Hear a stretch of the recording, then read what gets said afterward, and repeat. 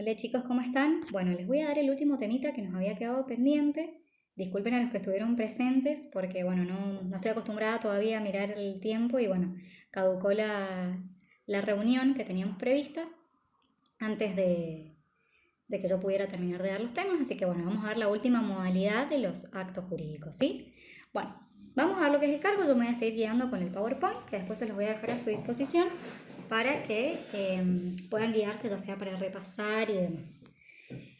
No tiene mucho contenido, pero por ahí les sirve como, una guía, como les digo, para repasar para el final o el parcial o lo que sea.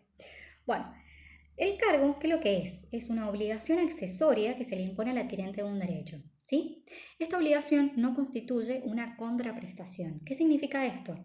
Que si bien esta obligación que yo tengo puede consistir en una acción de dar, de hacer o de no hacer, no es necesariamente una contraprestación como podría ser, por ejemplo, cuando yo compro un bien y tengo que pagar el precio proporcional a ese bien, ¿sí? En este caso no. Como podemos ver en el ejemplo que les da Rivera, que en el caso que yo dono una casa, ¿sí?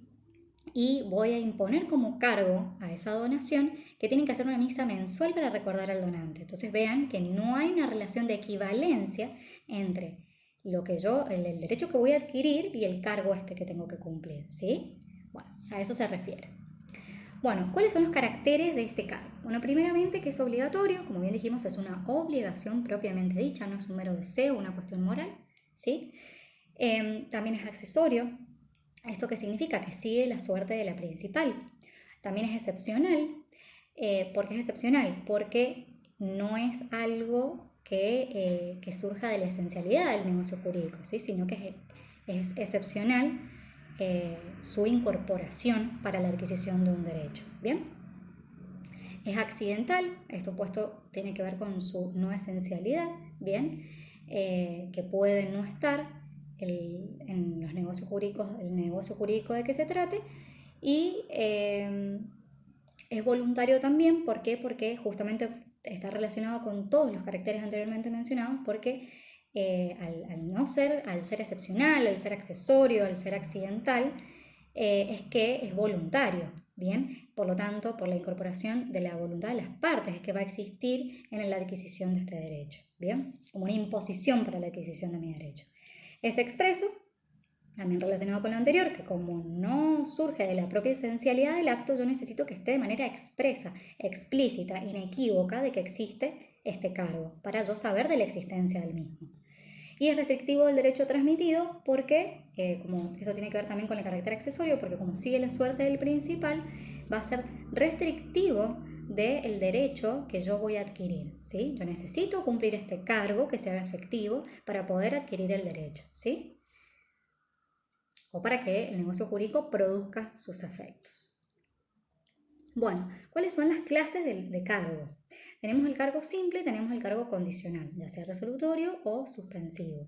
El cargo simple es aquel que, si bien yo voy a puedo adquirir todos los derechos que implica este negocio jurídico y el no cumplimiento del mismo no va a obstar a ello, sin perjuicio de que yo tengo la posibilidad de acudir a las vías judiciales para poder obtener la ejecución de este cargo, con la mora, los daños y perjuicios y demás que me haya ocasionado la falta de cumplimiento en el momento oportuno, ¿sí?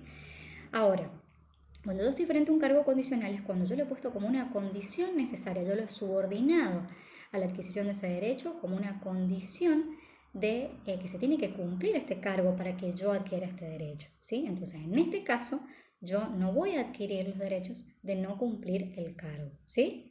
Entonces tenemos el cargo suspensivo o el cargo resolutorio. En este caso, como es parecido a la condición, yo tengo que cumplir, en el caso de que acaezca, de que se cumpla este cargo, se produce la aniquilación o la pérdida del derecho o la conclusión, ¿sí?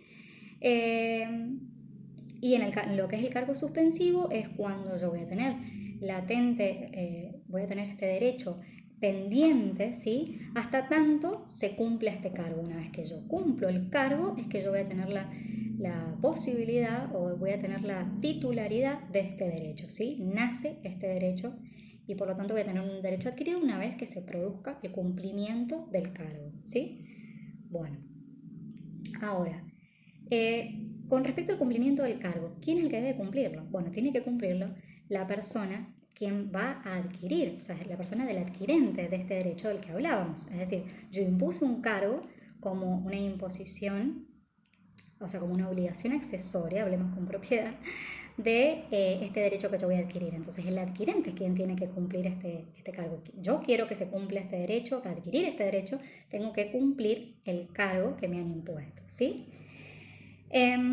Bueno, ¿cómo debe cumplirse?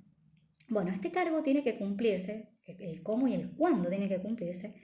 Primeramente tenemos que tener en cuenta que cuando yo acepto este negocio jurídico con cargo, voy a aceptar por un lado dos cosas, lo que es el derecho que voy a adquirir y por otro lado el cargo que esto implica, ¿sí? El cargo impuesto para la adquisición de este derecho.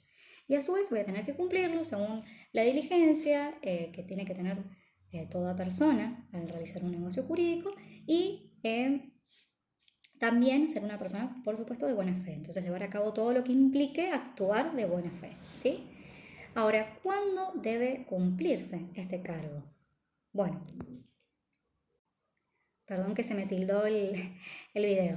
El cargo va a tener que cumplirse cuando las partes han convenido que así debe ser, ¿sí? Ya sea expreso o tácitamente.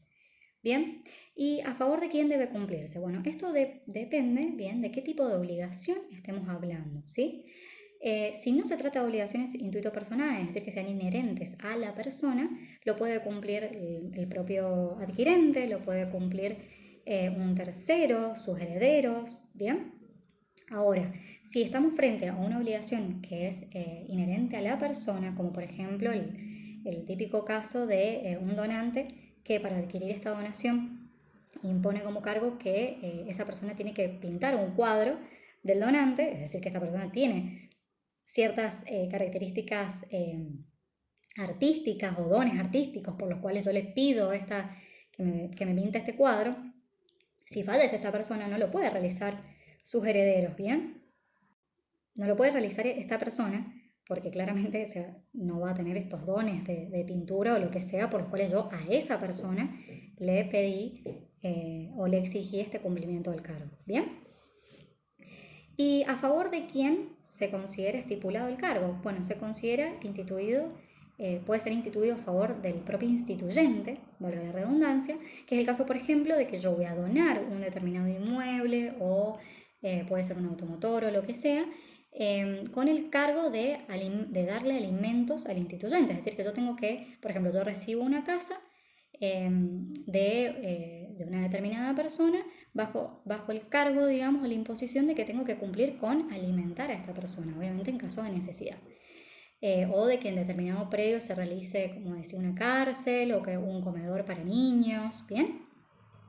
Entonces, es necesario que estemos siempre frente a algo que queramos que la persona se relacione jurídicamente, ¿bien? Y no, por el contrario, que sea un mero deseo, ¿sí?